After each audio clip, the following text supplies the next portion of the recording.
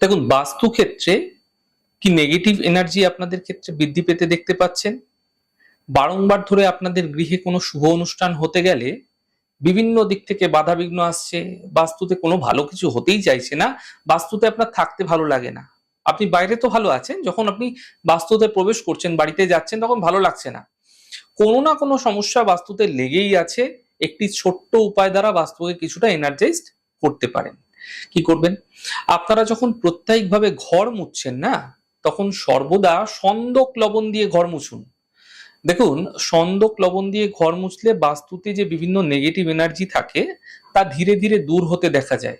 কিন্তু একটি জিনিস আপনাদের অবশ্যই মাথায় রাখতে হবে, একাদশী তিথিযুক্ত দিন এবং বৃহস্পতিবার দিন কখনো সন্দক লবণ দিয়ে ভুলেও ঘর মুছবেন না। তা আপনাদের বাস্তুতে নেগেটিভ এনার্জি দূর করার থেকে নেগেটিভিটিকে আরো বেশি ডেকে আনবে। তাই প্রতিদিন আপনারা ঘর মুছতে পারেন, কোনো প্রবলেম নেই, কোনো সমস্যা নেই। তবে সন্দক লবণ দ্বারা কিন্তু একাদশী বৃহস্পতিবার দিন ঘর মোছা থেকে বিরত থাকুন, তা আপনাদের জন্য শুভ হবে।